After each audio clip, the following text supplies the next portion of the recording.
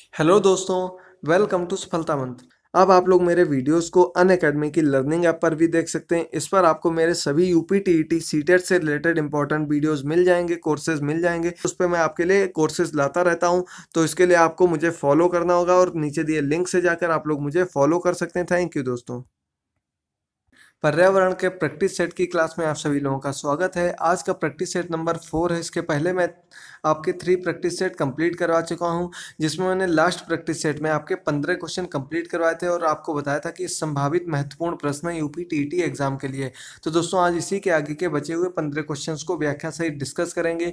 एक एक प्रश्न को देखेंगे कि आपको किस प्रकार से हल करना है और सभी के उत्तर समझते रहेंगे एक एक करके। तो चलिए शुरू करते हैं आज की इस प्रैक्टिस सेट को। दोस्तों अगर आपने अभी तक हमारे चैनल को सब्सक्राइब ना किया तो सब्सक्राइब कर लीजिए और पिछली वीडियोस को देखने के लिए लिंक डिस्क्रिप्शन में दिए हुए हैं, वहां से देख सकते हैं। तो 15 क्वेश्चन कंप्लीट हो गए थे। आज देखेंगे 60 नंबर क्वेश्चन से क्या है। निम्नलिखित राज्यों में किस एक में सर्वाधिक संख्या में वन्य जीव अभयारण्य हैं? उत्तर प्रदेश में, राजस्थान में, मध्य प्रदेश में या फिर पश्चिम बंगाल में?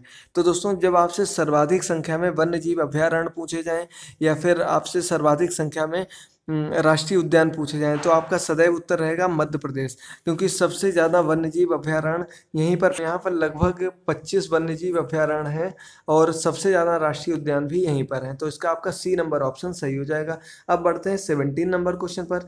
राष्ट्रीय विकिरण का अत्यधिक दुष्प्रभाव सबसे पहले मानव शरीर के किस अंग पर पड़ता है? आँखें, फेफड़े, त्वचा या फिर अस्थि मज्जा? तो दोस्तों सबसे ज़्यादा विकिरण का प्रभाव जो है वो त्वचा पर पड़ता है, सबसे पहले जो पड़ता है। और नाभिकीय विकिरण क्या होता है? जो रेडियो एक्टिव तत्व होते हैं, यानी कि जो रेडिएशन जिनसे निकलता है वो तत्व होते हैं, तो इनसे जो विकिरण निकलता है, जो रेडिएशन होता है, इसी को विकिरण कहते हैं। परमाणुक तत्वों से निकलता है वो, इसी को निकलने को ही नाभिकीय विकिरण कहा जाता है। और ये हमारे शरीर के लिए बहुत ही नुकसानदायक होता है। इससे कैंसर जैसी बीमारी भी फैलती है और ये आपके शरीर को नुकसान पहुंचाता है। और सबसे पहले नुकसान जो पहुंचाता है वो त्वचा को पहुंचाता है। सी नंबर ऑप्शन सही हो जाएगा। अब इसके बाद बढ़ते हैं 18 नंबर क्वेश्चन पर। किस अंतर्राष्ट्रीय सम्मेलन में पहली बार 1992 में जैव विविधता एवं जलवायु परिवर्तन पर महत्वपूर्ण समझौते किए गए? स्टॉकहोम सम्मेलन, रियो डेल जनरियो सम्मेलन, क्वेटो सम्मेलन या फिर पेरिस सम्मेलन? तो दोस्तों इसमें तो पहले से ही दे दिया गया, 1992 में पूछा गया और 1992 में रियो डेल जनरियो सम्मेलन हुआ था, जो कि कहाँ, ब्राजील में हुआ था। और यहीं पर जैव विविधता के ऊपर और जलवायु परिवर्तन को लेकर कई अहम फैसले लिए गए थे, जिस पर काफ़ी देशों ने सहमति जताई थी। तो ये आपका बी नंबर ऑप्शन सही हो जाएगा, रियो डी जनरियो, जो कि ब्राजील में स्थित है। अब इसके बाद बढ़ते हैं 19 नंबर क्वेश्चन पर। पर्यावरण संबंधी मामलों के प्रभावी निस्तारण हेतु नेशनल ग्रीन ट्रिब्यूनल की स्थापना किस वर्ष की गई? तो दोस्तों ये 2010 में की गई थी और इसे हिंदी में कहा जाता है राष्ट्रीय हरित प्राधिकरण अधिनियम। इसके अंतर इसी अधिनियम के अंतर्गत 2010 में इसकी स्थापना की गई थी।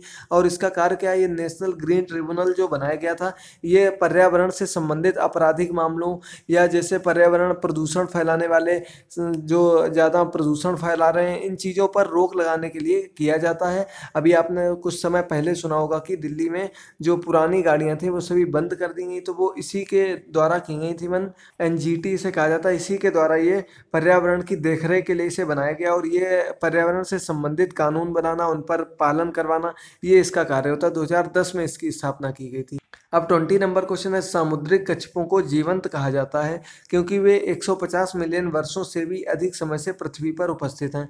भारतीय उपमहाद्वीप के जल भागों में पाए जाने वाले 5 प्रजातियों के समुद्री कछुओं में सबसे अधिक संख्या किसकी है? तो दोस्तों ये क्वेश्चन मैं आपको पहले भी करवा चुका हूँ, इंपॉर्टेंट क्वेश्चन है, आ भी चुका है 2-3 बार एग्जाम में। तो जो सबसे अधिक संख्या में भारतीय प्रजाति के जो कछुए पाए जाते हैं, वो ऑलिव रिडले हैं। कौन से हैं? ऑलिव रिडले नाम के कछुए जो हैं सबसे अधिक संख्या में पाए जाते हैं। अब देखिए क्वेश्चन कितना बड़ा पूछ दिया आपसे कि कंफ्यूज करने के लिए, और सिर्फ एक लाइन में क्वेश्चन पूछा गया, बाकी ये बात सिर्फ आपको कंफ्यूज करने के लिए बता दी गई। तो इसका आपका सी नंबर ऑप्शन सही हो जाएगा, ऑलिव रिडले इसका नाम होता है। अब बढ़ते हैं 21 नंबर क्वेश्चन पर। निम्नलिखित युग में कौन सा असुमेलित है? असुमेलित का मतलब होता है जो सही मैच नहीं है, गलत मैच है, वो बताना है।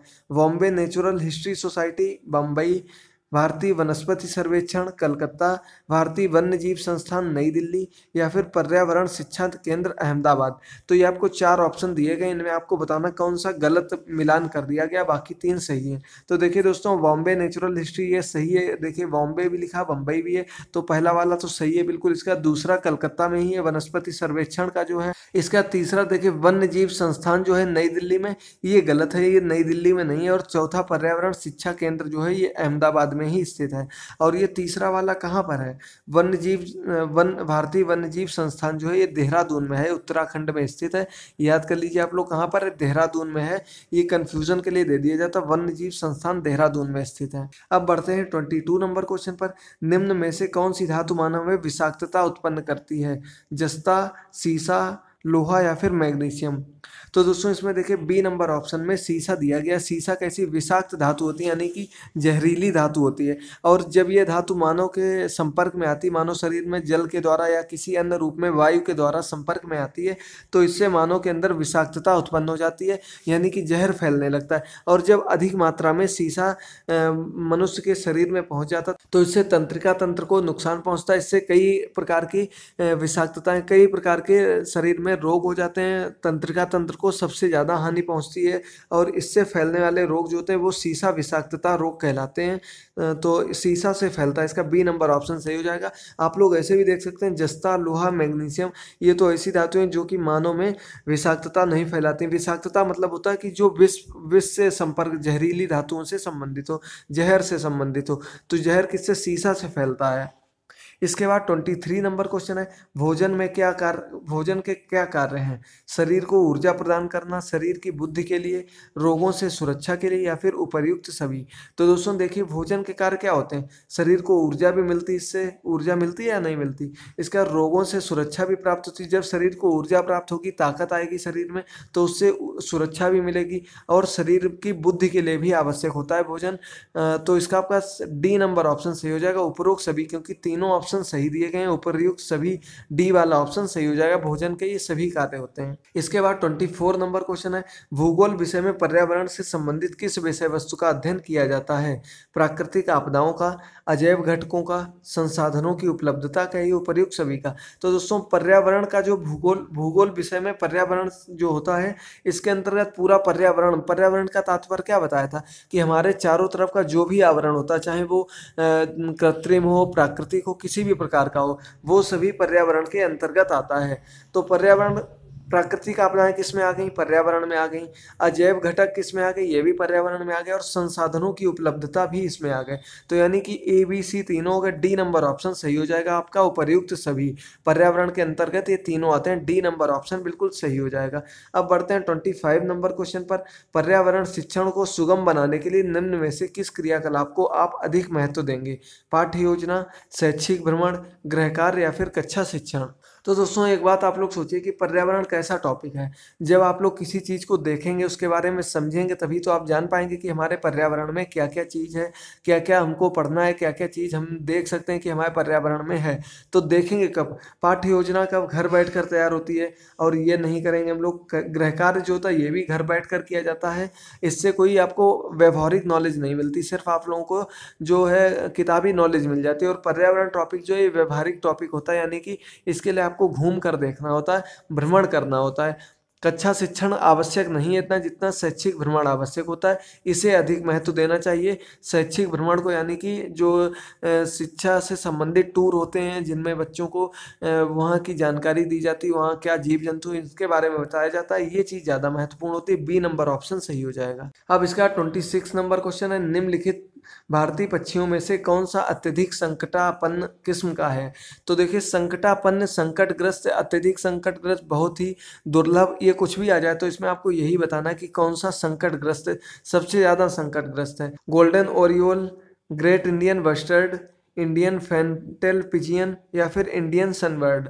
तो दोस्तों इसमें जो सबसे अधिक संकट आपन्न है, सबसे अधिक संकटग्रस्त जो है वो बी नंबर ऑप्शन सही होगा। ग्रेट इंडियन बस्टर्ड जो है, जिसे हिंदी में सोन चिड़िया या सोन चिड़ैया के नाम से जाना जाता है, वो ग्रेट इंडियन बस्टर्ड चिड़िया है। और ये सबसे अधिक संकटापन्न चिड़िया, और ये कहाँ अत्यधिक संख्या में पाए जाते हैं? ये राजस्थान में पाया जाता है सबसे अधिक संख्या में।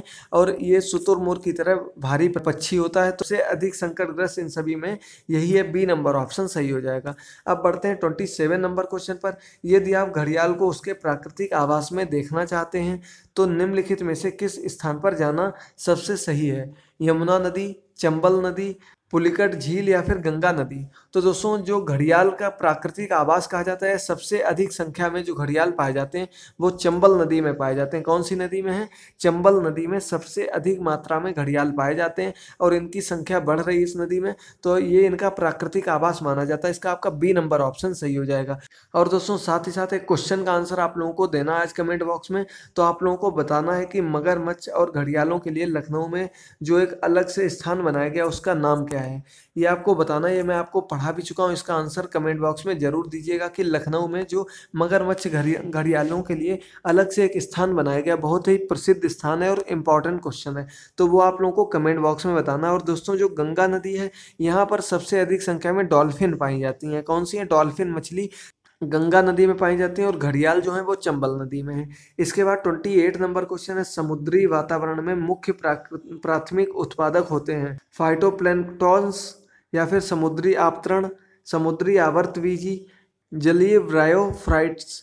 तो इसका आपको बताना है कि मुख्य प्राथमिक उत्पादक कौन होते हैं। तो दोस्तों इसका ए नंबर ऑप्शन सही हो जाएगा, फाइटोप्लैंक्टन्स। ये ए नंबर ऑप्शन सही हो जाएगा, जो कि प्राथमिक उत्पादक होते हैं समुद्री वातावरण के। बहुत ही इंपॉर्टेंट क्वेश्चन है, यूपी टेट के अलावा अन्य भी एग्जाम्स में क्वेश्चन कई बार पूछा जा चुका है, इसलिए अच्छे से तैयार कर लीजिए। अब बढ़ते हैं 29 नंबर क्वेश्चन पर। निम्नलिखित में से कौन सा कृत्रिम पारिस्थितिकी तंत्र है? धान का खेत, वन, घास का मैदान या फिर झील।